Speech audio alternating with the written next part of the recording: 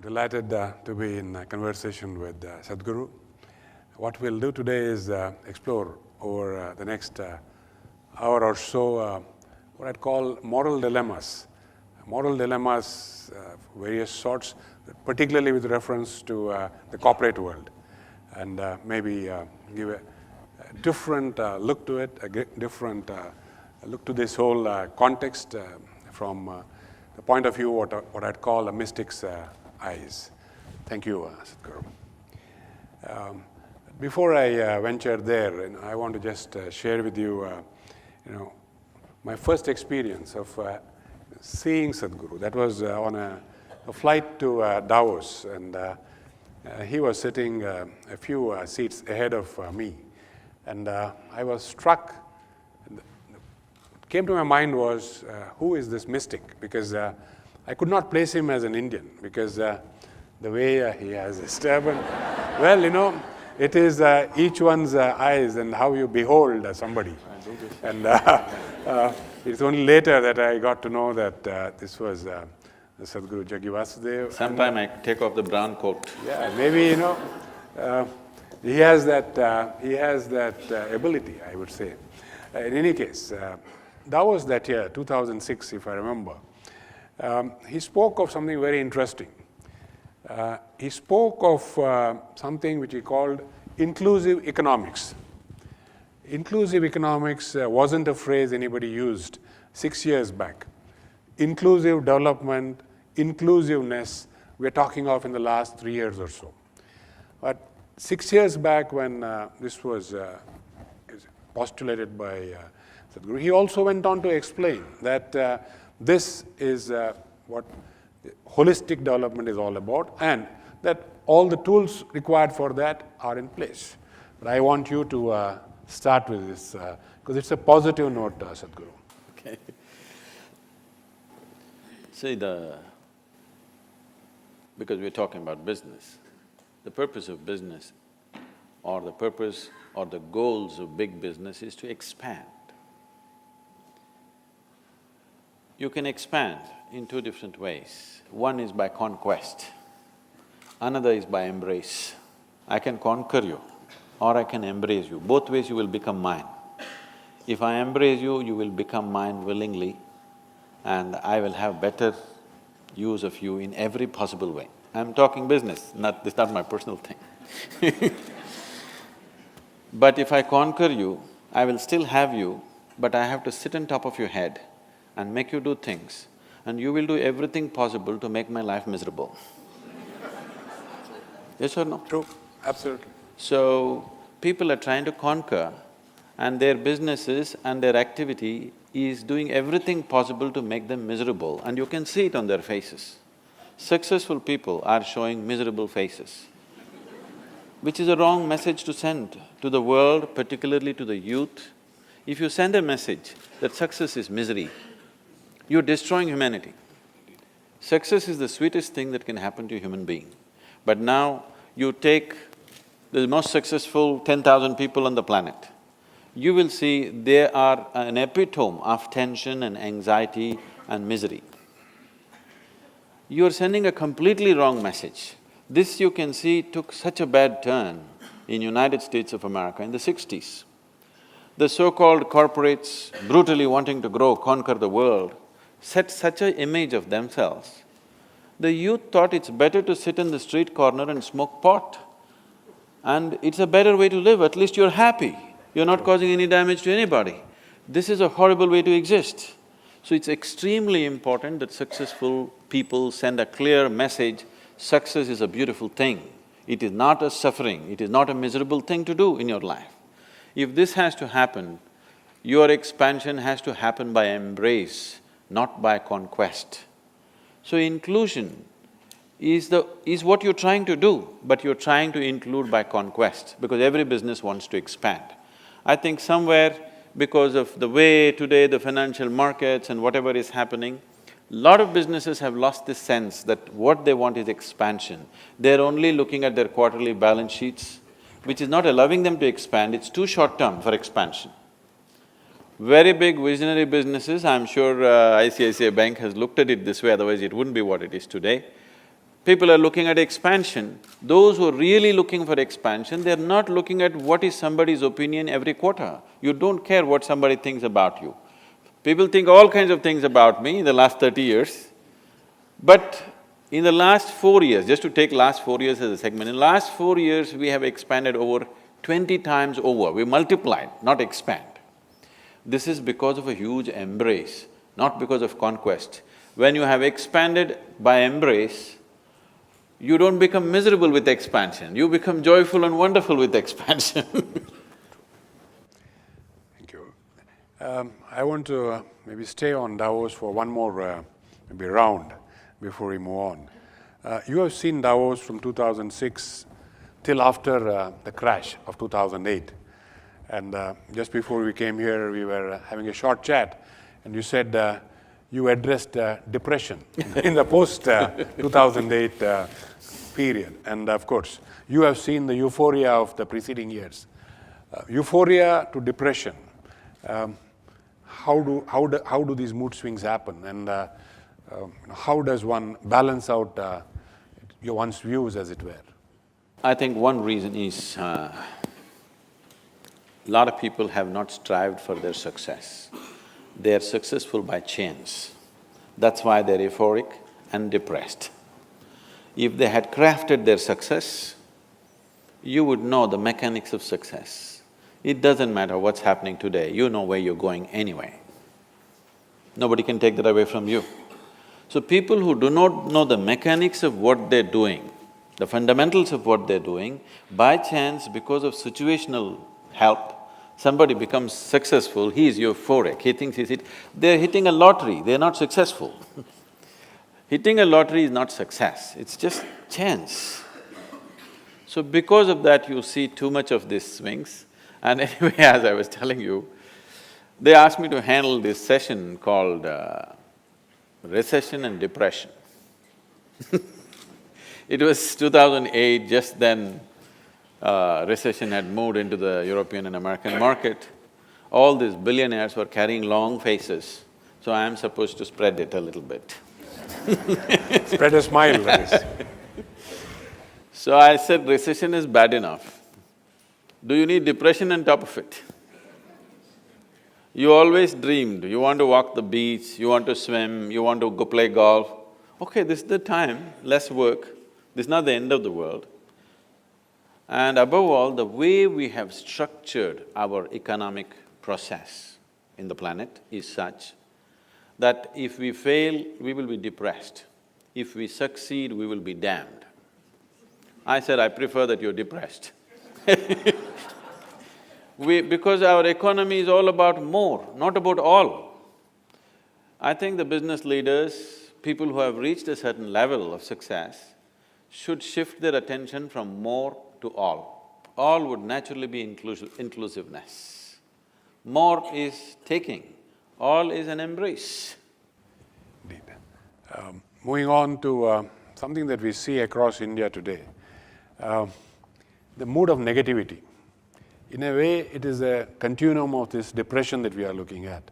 But this collective mood of negativity, how do you look at it? And how do you actually explain? I think you meet only the people in the boardrooms. Right now, a lot of people, too many people, including the business leaders and the media, everybody is constantly talking about India will become a superpower, which makes me very apprehensive. You don't have legs and you want to climb Mount Everest. It sounds really apprehensive to me because we are going to flounder with this kind of attitude. Everybody is talking about India becoming superpower. You need to understand this in this country right now for 1.2 billion people. You neither have the roads, nor the airports, nor the infrastructure, nor the homes, nor even enough trees or not enough rivers, not even a piece of sky for 1.2 billion people. The only thing that we have is we have a population. We done well on that. We have a huge population.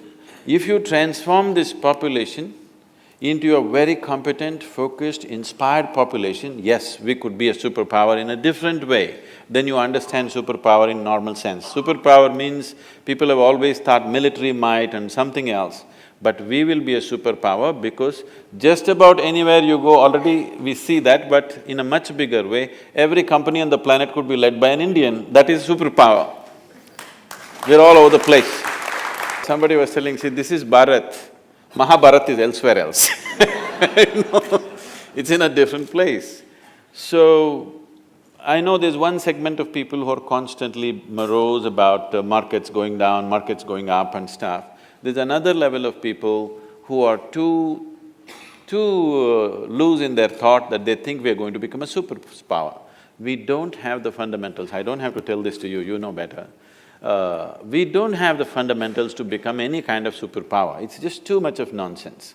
Our problem is, we're too dramatic in our minds. We exaggerate our success, we exaggerate our failures. It doesn't matter, the crowd sees it that way, it's all right. But people in positions of responsibility and leadership should be able to see what is the reality, not imagining things about being superpower, not imagining things about going into dumps, both are not true. We are at a threshold. We are sitting with a possibility, a huge possibility in front of us. But between possibility and reality, there is a distance. Do we have the necessary commitment, strength and focus to walk the distance? That's a big question. Is every one of us working towards creating an India which will have the necessary focus and commitment to walk the distance from possibility to reality? This is still a question mark. Which way we will go, we don't know. Yeah, what I hear you saying, very rightly so, is we have this ability to exaggerate our success, exaggerate our failures, and maybe miss that big step that we have to take. We like drama. Bridge. Yes, we need to do that. Moving on to something else, which in the corporate world I find people hesitate to say, and particularly in today's fast-changing world where things are changing at dramatic pace. Three simple words: I don't know. To be honest and admit it. I've seen you talk on this, and I've been fascinated by what you have said. But in the corporate context, I think it is very much something that we are yet to embrace, the ability to say, I don't know. Your thoughts, Sadhguru? See, the only reason a human being will seek to know something is because he realizes that he does not know. If he does not realize that he does not know, there will be no longing to know, there will be no seeking to know, and definitely there will be no knowing. It's not possible. Whether it is spiritual seeking or any other kind of knowledge, you will seek only because you realize you do not know. If you think you know everything or you believe you know everything, you will be just too full of yourself, that's all. And that is a huge problem, that's a very big problem. Though we have a culturally cultivated humility that you see all over the place, everybody is like this only, but still too full of yourself. When you bend, nothing goes out of your head. It doesn't make any space, I'm saying. Because my head is open, that's why I'm bandaged, can you see?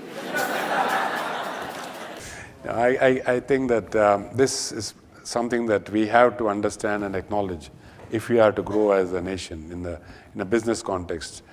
One is the ability to say, I don't know. Maybe in today's context, recharge yourself every year in those areas which you don't know and then proceed.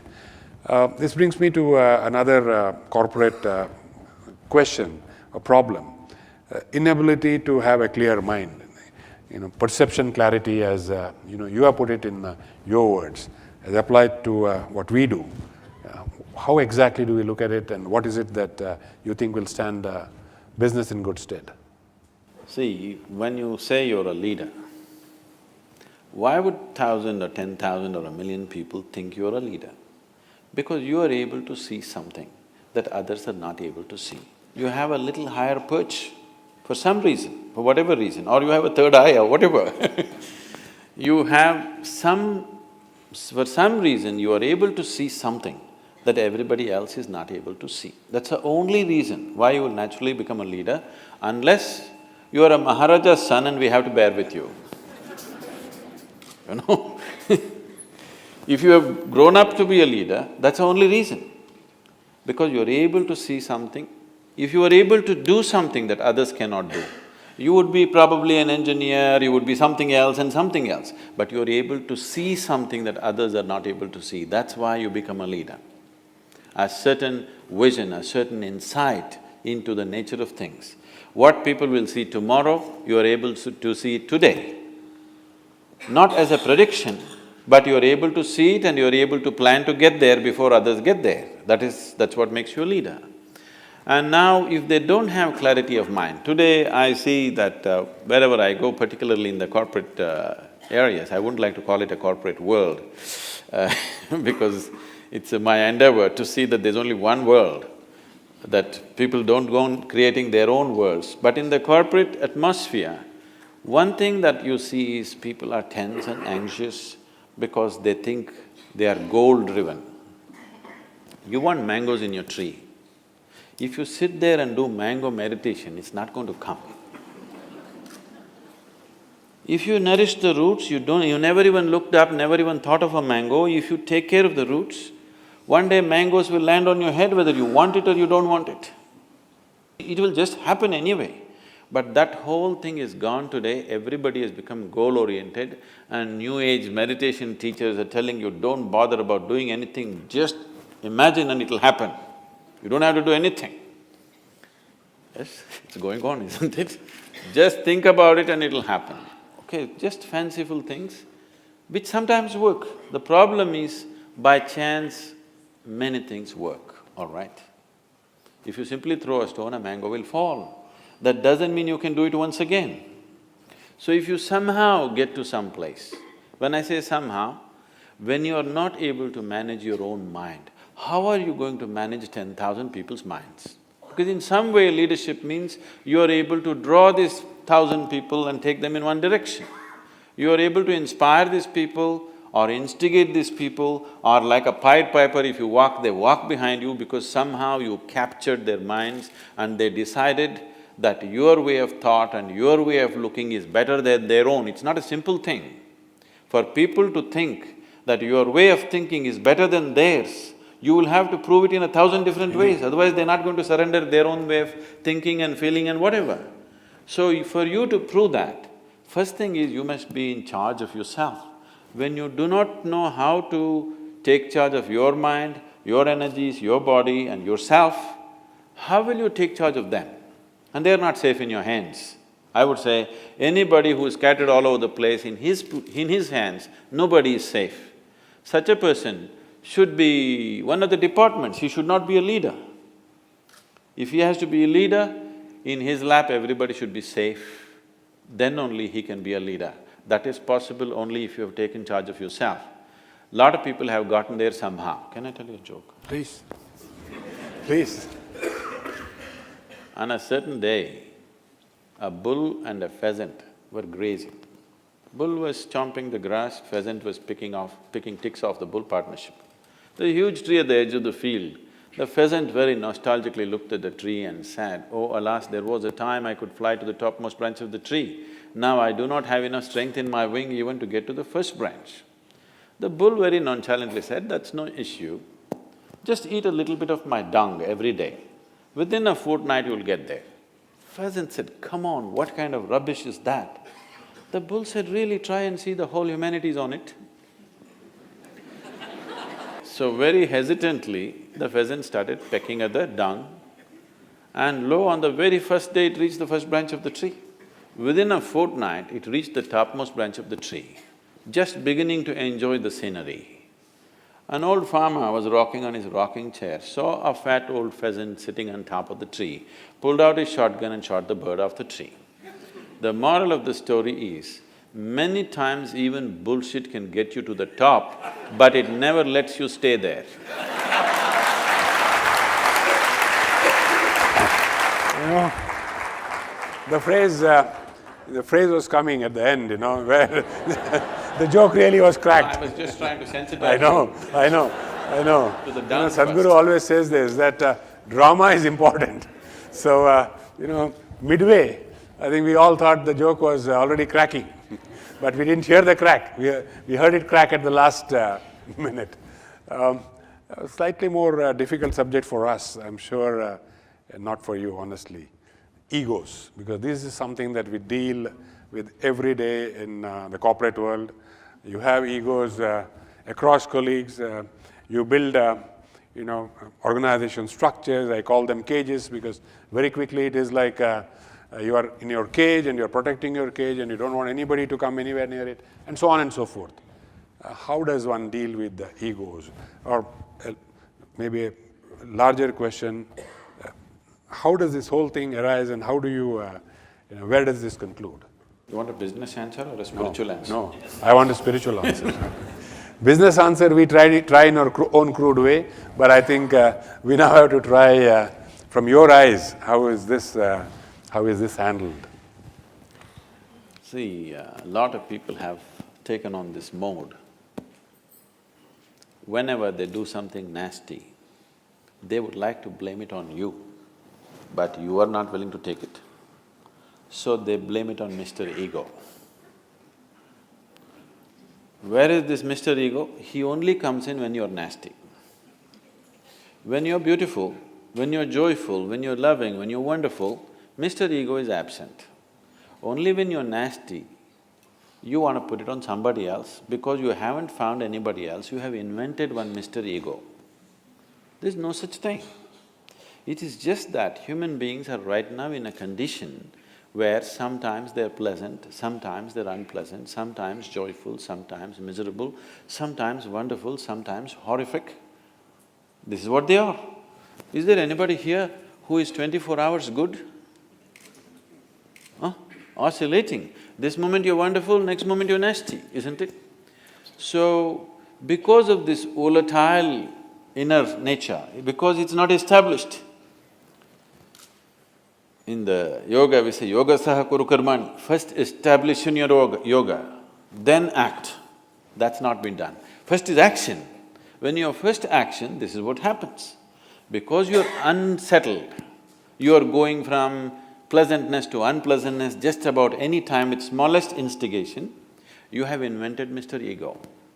See, if you say, me and my ego reside within this body, what it means is, there are two of you. If there are two of you, that means you're either schizophrenic or you're possessed. You need either a psychiatrist or an exorcist. You're not sure what is the problem. So there are no two people, there is only one person here, you are an individual. If you are an individual, what it means is the very word individual comes from the word indivisible. That means you cannot be further divided. If you are an individual, you understand that I am sometimes so nice, sometimes so horrible. If you just realize this, would you want to be horrible? You will not want to be horrible. But this one thing they're dodging by inventing Mr. Ego. When people come and ask me, Sadhguru, what to do with my ego? Give him to me, I'll kill him right now. Where is he? No, he comes once in a way. Whenever you want to pass the buck to somebody, he's always there ready. Instead of that, some people don't go through all that. If they become little religious and if they think they're spiritual, what they will do is, they will give up their ego and they find God. All the nasty things that they do, they say it's God's will. They're taking instructions from Him, so you can't argue. People have waged wars, they've done horrible things to each other, the nastiest possible things they have done to each other because they were taking instructions from God. Others are taking instructions from a local guy, which is Mr. Ego. Sadhguru, I think in the corporate world, we have to do something painful a lot of times. Build businesses and then destruct businesses. And Jack Welch was probably one of the masters. He said that if you're not number one or two in any business line that we are going to cut you out. I think he was a brave leader and built a great company. Not all leaders find it easy to nurture something. And in your phrase, you say nurture and butcher. We may not use that phrase, but it's exactly what we have to do, but we fail at it. I want your views on this. I think on some of my books, I think one of the quotes that they have put, I think they printed, I don't know if they're still using it, at one time they were using it. I said a guru is a butcher. And a very difficult butcher because he has to lovingly nourish something and then when it's ripe, he has to slaughter it. So this is a thankless job because you nurture something, when it's ripe, you have to cut it open. So if corporate leaders are doing it, well, they're very close to me. But I think they're not doing it. They're getting very attached to what they nourish and they don't do it when they have to do it. That is because they have too much of themselves in what they do. See, the beauty of action, any action that we perform in the world, the beauty, the pleasure and the joy of action, a human being will know only when he has no need for activity. If I sit here like this with my eyes closed, I can sit here till I fall dead. I won't have any interest, it doesn't matter what drama is happening, I won't open my eyes if I have to, if I don't have to. But at the same time, right now I'm on 20 hours a day, 365 days I'm on and on, because something needs to be done. So are you performing action because it's needed to the situation in which you exist? Because the action is always about the situation, but right now that's not how it is with most people. The action is about them. They are trying to make themselves something with action. This is the wrong way to approach, you're putting the cart before the horse. See, your action is actually an expression of who you are. Instead of that, people are trying to perform action and become something. You first become something and then you act in the world, these problems will not exist. What is needed, you will simply do. You will neither call it nurturing or butchering or anything, you will simply do what is needed.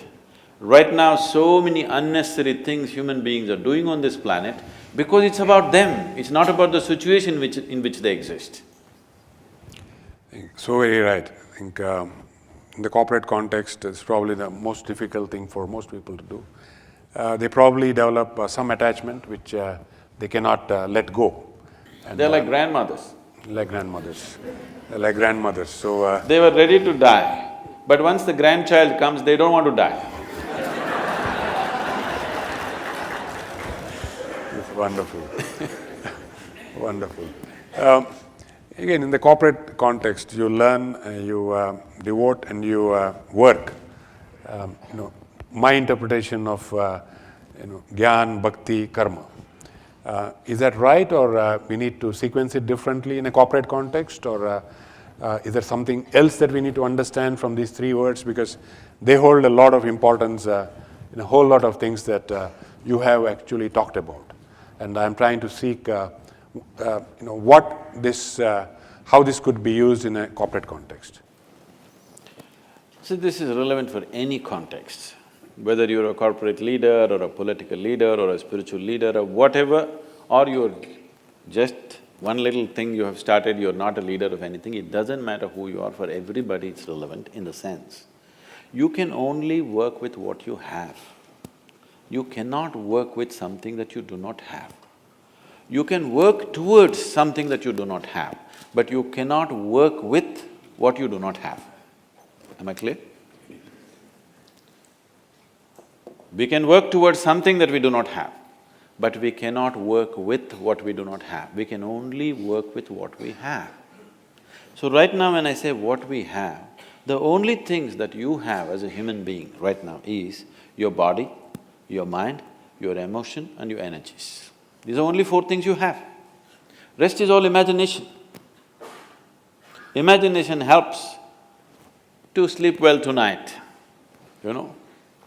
You're tensed up because of whatever is happening in the corporate world or in the share market or whatever else, then you say, this is all God's will. You can sleep well, it's a good tranquilizer. When Marx said, it is the opium of the masses, people took it as something negative. It is not a negative thing. Lot of people are able to sleep only because they believe in God, otherwise they wouldn't be able to sleep. This is a very inexpensive psychiatry, you understand? Really. If you go to the modern psychiatrist, he can take only one client at a time and he needs furniture. This is an inexpensive psychiatry. Wherever you are, whichever part of the world, nobody is around you, you say, God is with me, you can sleep well tonight. So, without this, most minds would break. It will take an extremely clear mind to exist here without the help of an outer agency. All others need it. So I don't wish to destroy that support for anybody, but you must decide, are you looking for solace in your life or are you looking for a solution in your life? If you're looking at solutions, there is another way to approach. If you're looking for solace, just believing something always helps. So when you are a leader, I believe, it's eroding these days looking at many leaders, but when somebody says he's a leader, I believe he's a solution for millions of people who are not able to find a solution by themselves for whatever reasons. Yes? That's what a leader is supposed to be. But right now, in this country, you can become a leader if you create a problem. You don't have to find any solutions. Please don't take my advice, nobody should take my advice because you're Mumbaikars, I'm afraid of you. See, if you want to become a leader, by tomorrow morning you want to be a recognized leader, by midday, by the time the midday paper comes, by 12 o'clock tomorrow, you want to be a recognized leader in Mumbai, just, hire one segment, you don't need the whole hall. One segment of these people, maybe on 100 people, go, half of you block one main artery, ceiling. Why? It's easy to block. You block the ceiling and block one important rail route. By midday tomorrow, by the time midday comes out, you will be a leader in Mumbai. You build 10 ceilings, you will not be a leader in this country. You just block one or you break one instant.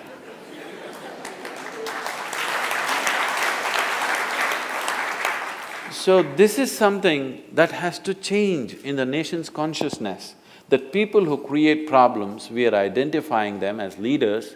This is a hangover from the Satyagraha days of Mahatma Gandhi. But Mahatma Gandhi was putting spanner in the works for an occupation force. Every day he will call for non-cooperation, Satyagraha, he will fast and putting spanner in the works essentially. Their industry, their business, if it flourishes too much, he will put spanner in the works so that there is an impetus for them to leave, so that it's not too lucrative for them to stay forever. That's understandable, it was fantastic technology, without killing people, without fighting a war, an effective way of doing it, and he did it successfully, that's great. But that hangover is not gone in us today. Even today, I see chief ministers who are fighting for their right to call for a bandh. Stopping the nation is one kind of technology, making it happen is another kind of technology. But there is going to be respite for us because this whole leadership business, if you look at it, say a few hundred years ago, the most dominant leadership on the planet was always religious leadership. Then slowly transited into the hands of military leadership. From there, in the last 150 years, gradually it moved into the hands of democratic leadership. And now, in the last 2 decades, and particularly in the coming 2 decades, you will see leadership will largely move into the hands of economic leaders, business leaders. They will dominate, already it's beginning to happen. So we have moved from the shackles of religious dogma to the tyranny of military leadership, to the confoundedness of democratic leadership. Now will the business leadership deliver? That's a question. Very good question, and that leads me to the next question, Sadhguru. That is, and I know you have very interesting views on it, so greed. I'm talking of in the corporate context, and we'll explore many hues as we go along of greed, but I'm sure we would all very curious to hear your views. See, once we have chosen, there was a time about 20 years ago, 25 years ago, when India was vouching that we are a socialist country. Socialism is a watered-down version of communism. When you don't have the courage to be a communist, you become a socialist.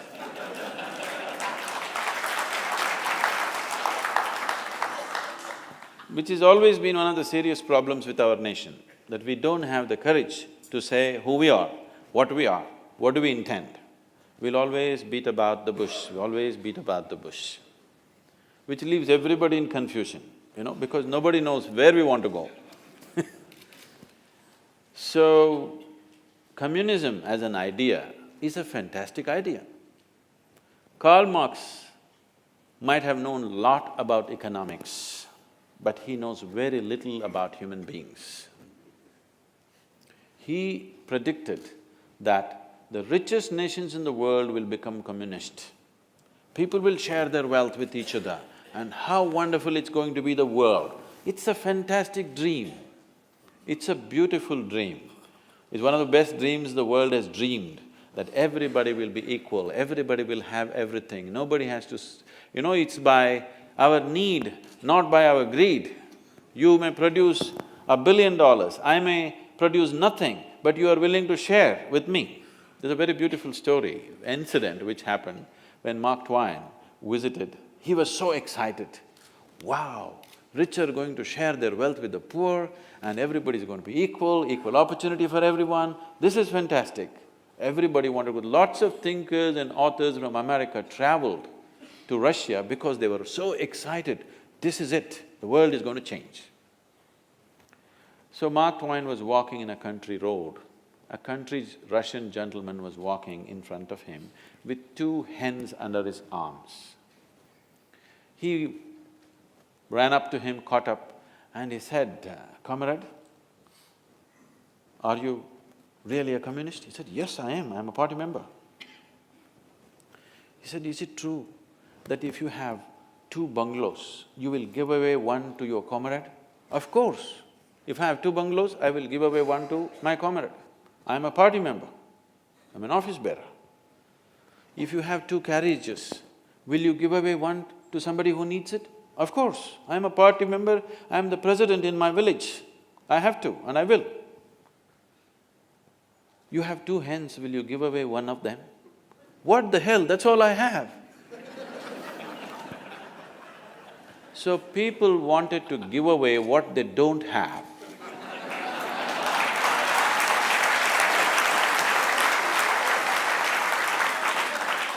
So, when the poorest of the poor on the planet started talking about communism, communism became ugly. It's such a great idea. If the rich and the wealthy and the capable had taken it, world would have become an ashram. Yes, it would have been a perfect spiritual setting, really, if the rich had taken it. Now the poor took up the idea. What they could not earn, they want to take it by beating. Banditry became a philosophy. What should have been a fantastic process of sharing and giving and an embrace of humanity turned into an ugly idea. Most horrific things were done. During Joseph Stalin's time, they say over 27 million Russians died. This is 3 times the number that died in World War II. That many people, Russian people, died because the poor are trying to share something that they don't have. If the rich had shared, what a wonderful world it would have been. And the poorest of the poor talking about communism made it ugly. If the richest and the most capable on the planet had spoken about communism, it would have been the greatest idea. So we gave up that idea and now we chose capitalism. Somebody very prominent in the world declared capitalism is dead, So, I was with him recently and he was talking, see, they printed like these headlines that I said capitalism is dead. Why it was called capitalism is because capital was only with certain people at that time. Now you have come ICICI Bank, I can also have capital. Indeed. Somebody else can also have capital. This was not the reality of the world 100 years ago. Only a few people on the planet were capable of capital. Nobody else had capital. So it became titled as capitalism. Now we are calling it market economy, driven by the market. Market means profit. No profit, you shouldn't talk about a marketplace. And when you have set up such a system, there is no room In your vocabulary, there's no room for the word greed. If you use the word greed, what it means is you're operating market economy with communism going around in your head. Only if you're a communist, you can talk about greed. If you're market economy, don't talk about greed, talk about better laws. If somebody is making $1 billion per day, let's tax him. 900 million you can tax him and that will be distributed anyway. But enough to give him incentive to go on, not to take away his spirit. So this is how capitalism is managed. Here you don't talk about this whole corporate social responsibility, I think it's funny. It is just an eyewash. Instead of that, the government, if the administration, if it has the necessary sense, you can bring the right kind of policies where businesses can grow unbridled, but it will naturally benefit the rest of the society. This can be done with simple laws, taxation and other kinds of laws. Business laws can do this. There is no need to talk about service, there is no need to talk about greed. Everybody can live with dignity because if you are the receiving end of the service, you lose your dignity. If you are at the giving end of the service, you go to heaven, both are wrong. What I hear Sadhguru saying is profit is a good motive, and if you call it greed, that greed is good. And greed is I good. think that is something that, profit is something that Now, companies if you recognize look and at the definition of greed, what is greed? See, for somebody who is walking to his workplace or his home, somebody who rides a bicycle and refuses to take him on the bicycle is greedy man. Somebody who is riding a bicycle sees a man driving a Maruti car and he thinks he's greedy. Just single man driving a Maruti car, he could take me, his family and my family in the Maruti car because Indians are able to squeeze, you know. A man who's driving a Maruti car, when a Mercedes or a BMW whizzes past him, he says vulgarity of greed. A man who's driving BMW looks at a man who's driving a Bugatti and he thinks that is greed. So who is to set this definition for what is greed? I'm saying once you have chosen market economy, there is no room for that vocabulary in your life. You understand greed is the driving force. Now, it is for the laws to manage the greed so that your greed benefits everybody else. In African lore, there is a saying, when the lion feeds, everybody else gets fed. So if you're a lion, you have a big capability, when you feed, it is the laws which should make it in such a way, if you make profit, everybody should live well. Instead of talking about greed and service and corporate social responsibility, I don't know why they're deviating themselves into all this So stay focused on maximizing profitability. Yes. Tax appropriately and let everybody grow. For the corporate world, a slightly more difficult question, integrity, because that is something that is today seen as at a premium. Exploring this whole issue of integrity a little more, corporate world you come across what term as shades of grey. Are these artificial, like the ego, or are they real? And what drives them, and how do you actually put them to rest? Because this is surfacing more and more, and the excuse is, well, it was grey, so I chose a particular path. See, in human life, whether it's personal life or corporate work life or social life, you cannot eliminate the grey. But the grey areas become very dominant in a society where the laws are not crystal clear. For the grey areas to be reduced, we must simplify the laws, we must make the laws in such a way that everybody can understand the law. Only then it can be implemented. You are in the highest level of banking. Do you really believe you understand all the laws that are there in banking in India? Let me ask, I know you don't. Because… You said it. Because nobody can understand this. It is such a confusing nonsense that you leave so much grey area. Now the only thing you can tread is grey. When half the street is grey, you will naturally go. So basically you're saying, yes, it is, you need to be clear in your mind and then take the path which you think is appropriate. What I'm saying is, we are leaving the lawmaking, as I said, we are in the transition where economic leadership is going to become more important in the coming years. It is time that economic leaders, significant leaders like you, take this step that you have a role in the formation of economic things in the country. Right now, political leaders who have no clue about what it is are trying to do it. You look at the budget, it's a political statement, it has no economic consequence, it's a sad thing. A booming economy is being systematically dismantled, that's how I see it, that's my understanding, I don't know how you see it. A very booming economy is systematically being dismantled, it's not necessarily because they intend to do it, simply because you're ham-handed, you don't understand what it is about. Economic leaders must take part in making the economic laws.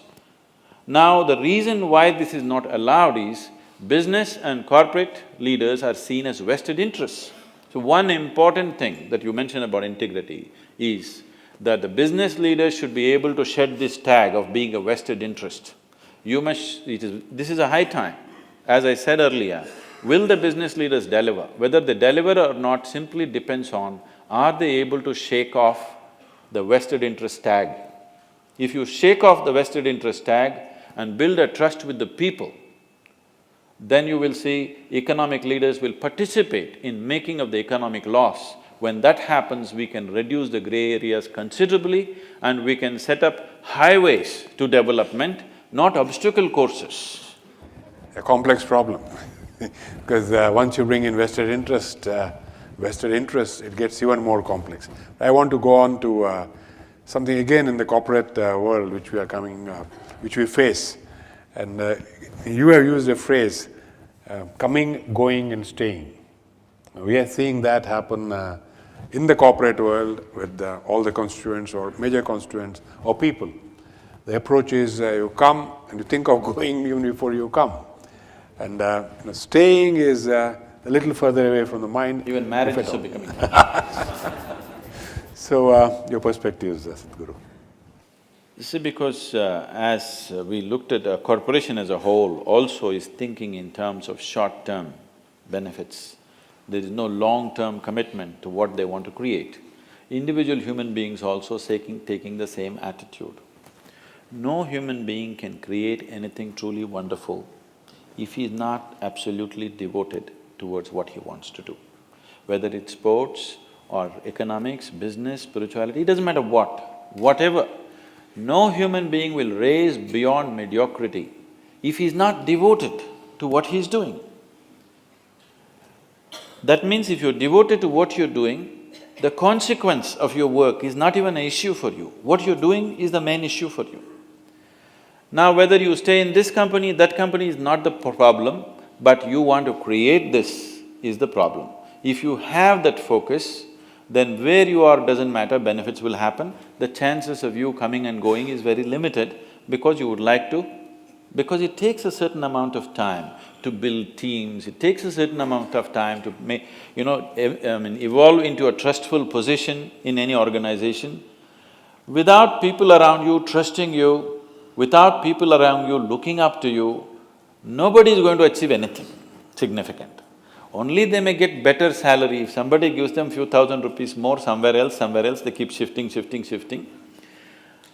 That is their commodities in the market, you can pick them and drop them. As people come and go, you also pick and drop because they don't show that commitment. So, for those who are aspiring to be leaders, it's very important. The question is not about what is the consequence of your work. The question is about, are you committed to creating whatever is valuable for you, whatever you think is truly valuable in the area of work that you're doing, are you committed to this?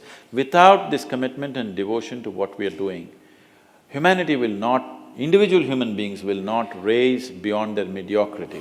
It'll be only about counting money, which will not mean anything beyond a certain point. When you're earning only 500 rupees, a 100-rupee increment will mean a lot to you, but after some time, it is not something that even concerns you. What you're creating, what you're doing, what the situation allows you to do, whether you can find expression to your talent or not is the important thing. Instead of creating that space, if every 2 years you're shifting here and there, you lose out on that possibility of being a full-fledged human being. Instead of that, you will settle for being a commodity in the market. Very true. A lot of times in the business world, as in outside life, you try to say, I'm doing this for the greater good. And people don't try to probably see where to draw the line. And for example, would you lie in the greater good sort of situation? I think most people already know it. I came on the television, somebody asked me, Sadhguru, would you lie? When would you lie or something like that? I said, whenever necessary. So they went on playing this thing on the television. Sadhguru says he will lie whenever it's necessary. So obviously one who says he will not lie is lying. Because the definition of what is a lie has to be established within you.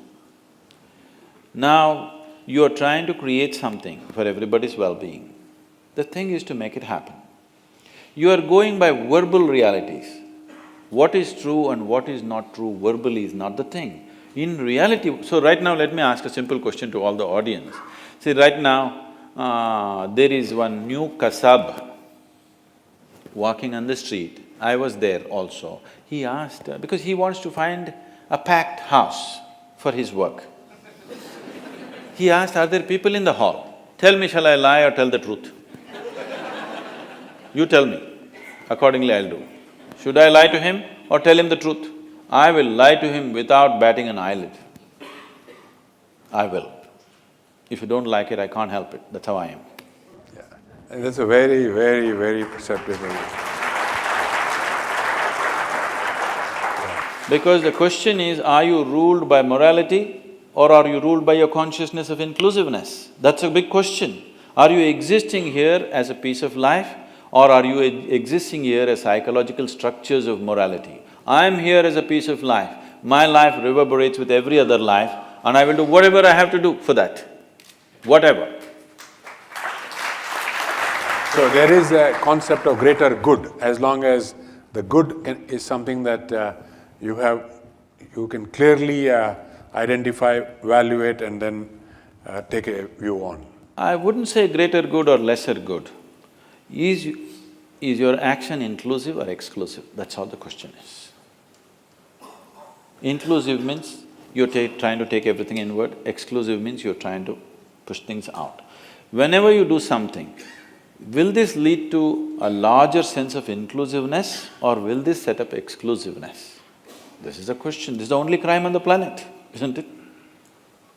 See, nobody has to tell you, nobody has to teach any human being, do not cut up your child, do not cut up your own little finger. No such thing is needed because what is a part of you, with that you are safe. What you think is not yours, that is where the problem is, isn't it? Someone said, you know who, he said the other is hell. If you think there is something other than you will start creating hell anyway. If you see everything as a part of yourself, then whatever is needed you do. That was very well put. In fact, it drove home the point so well and you used such an example where nobody felt guilty in taking a view. I'm saying this because some time back, the same question was posed by a professor in a different way. Same situation. He says, to find out where this person is going to next attack or do something, we need to torture him. Will you torture him or not? Now, I think the example that you used brought out the morality of it very clearly. That is it an inclusive act or is it not an inclusive act? And you take a view based on that. No, we have found better solutions. In India, because we are a land of truth, we have a truth serum. We don't beat them anymore. The question I have is still in the corporate world. One big issue that is coming up now is work-life balance. And the young Indian is today seized of this question, as indeed young people everywhere in the world? So, particularly in the American milieu, I see because I mix with this, people there. In India, it's not so tight. People still are little between both. In United States, it's so strictly done. Friday morning, they're already in their beach shorts in the office.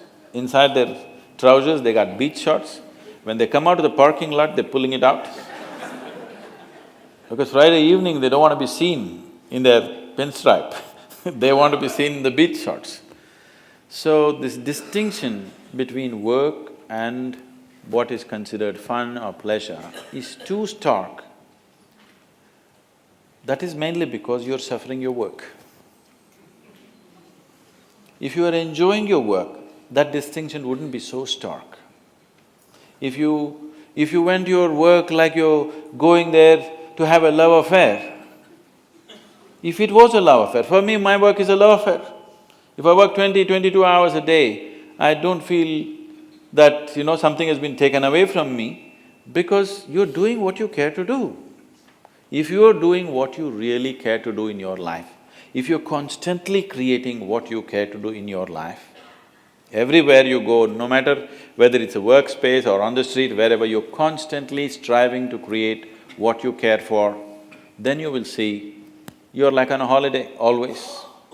It's always pleasure. Sometimes you need a break from this thing for the physical body. If you need a break from work, I think you need to look at yourself. That means you're doing something that you don't really care for. If you're doing something that you truly care for, why would you want a break? I would like to have 48 hours per day, if it's possible. But even a mystic is not given extension. They're just strict on the 24-hour schedule. I'm willing and I'm energetic enough to go 40 hours a day, but they don't give extra time, I asked this question of Sadhguru as we were driving here, how long is your day? Very diffidently. And Sadhguru said, well, it's around 18-20 hours. And of course, if needed, it extends even longer. I didn't know that it extends beyond 24 hours. No, they don't I give… can well believe that it extends beyond 24 hours for you. No, even a mystic and a yogi is not given even a minute's extension, that's a problem with the creation. Doesn't matter who you are, you don't get an extension, it gets over, it gets over. So, now this distinction between work and pleasure being so stark is not a healthy thing. That you enjoy the weekend and you suffer the week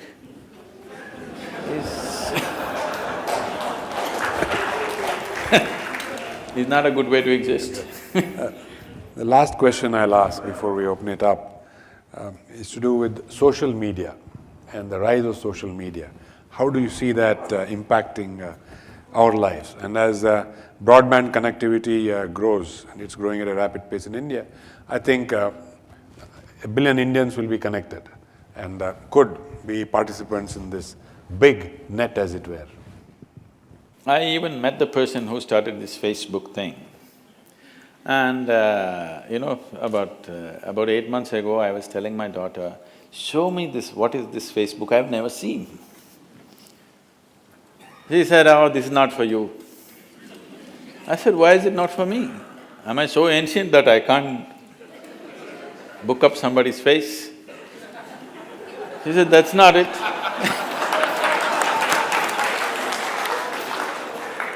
She said, that's not it, you are anyway connecting with millions of people just like that. So why do you need Facebook, she said. I said, but I want to see what it is. She said, no, it's not for you, it's just rubbish. Then I said, it's rubbish, why do you go on it? She says, I have no other way to connect. You just connecting with people like this, so you don't have to go on it. I have no other way to connect, so I go on it. And my time on the Facebook is she was telling me, from the age of 16, now she's 22, she said, it is reducing for me because I'm able to connect better as the days go by. And when I was 16, I couldn't connect with anybody, so I was always on the Facebook. Now I'm able to connect better, so I'm going off the Facebook gradually, but I'm keeping it like a little bit. So in some way, from her wisdom I'm understanding this, some way if you're not able to get along with people who are sitting right next to you right now, you would like to connect with somebody far away. It's safe.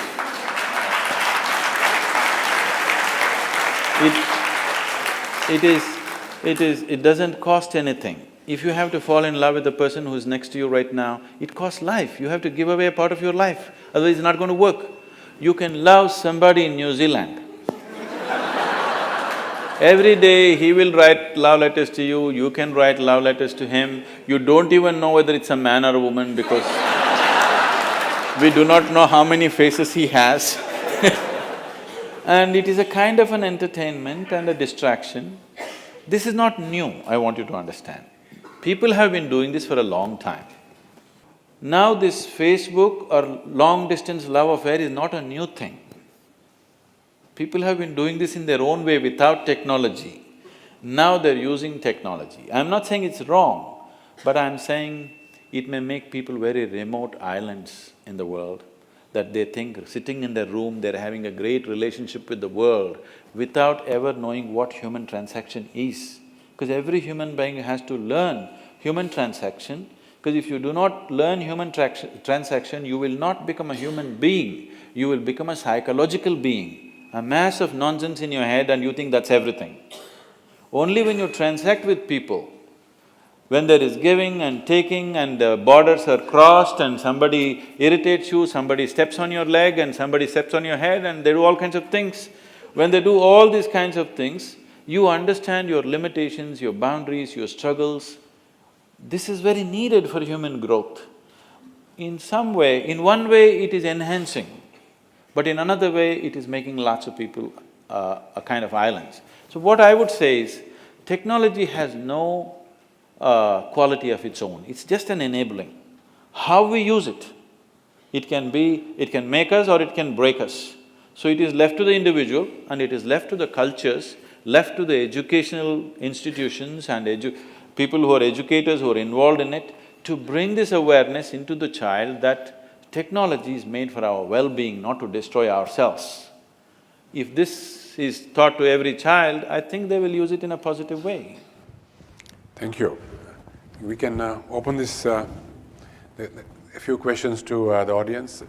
Guruji, you mentioned that taxes have to be rationalized, but how does the taxpayer ensure that it is spent properly?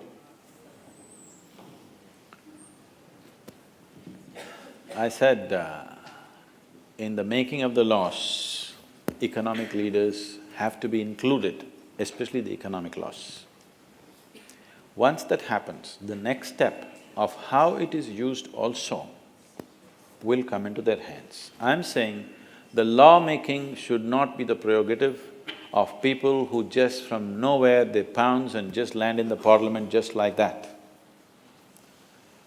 I mean, the statistics that they're giving, I don't know if it's all genuine statistics or you can trump up cases against people in this country. But what they're saying, how many people have… I mean, yesterday Anna Hazare has been going about giving statistics. I don't know if all this is real. I would like to believe it's not real. Number of people against whom murder cases are there, number of people against whom rape cases are there, number of people who have other kinds of criminal cases against them, convictions must be true, cases may be trumped up. When you look at this, if these people are going to decide how the money is going to be used, we very well already know how it's going to be used. Now the thing is, we have come to a place where people are not even expecting integrity from the political leadership. Even that expectation is gone. Even if there is somebody with some integrity he comes, we already branded him that he's no good, anyway he's going to be a thief. If this has to change, one thing is corporate leadership has to show a different dimension of integrity and they should get a foothold into the lawmaking process, particularly concerning the economy, because today almost everything in the country is determined by an economic process. The whole world is like this. There was a time when countries were divided in terms of ideologies and stuff. There's only one ideology, are you successful or not in the economic market? So when that is the mode we have taken, I'm not saying this is an ideal thing, when that's the mode we have taken, we better succeed in that. See, you start playing football and now you want to take the ball in your hand and run away, that is destroying the game. You've chosen to play football. In football, you have to run with the same 2 feet and also kick the ball, which makes it little less efficient. If you take it in your hand and run, you could be more efficient, but you've chosen to play football and that's the way you play it. You can't change the game in the middle of the game. Suddenly you can't say, I will play some other game, okay? Now we have chosen a market economy, our business is to make it a successful process which will bring well-being for all the people in the country and in the world. If this has to happen, people who are the real participants in the economic process, which is the economic leaders and the business leaders, they must have a role in making of the law and to some extent in the enforcement of the law. Otherwise, how? Thank you, Sadhguru, on that note. Wealth to well-being and all the challenges in between. And we explored a whole range of issues, most of them relating to the business world, the corporate world, a few of them to the real life beyond the corporate world, and I'm sure we are all the richer for it. Thank you very much.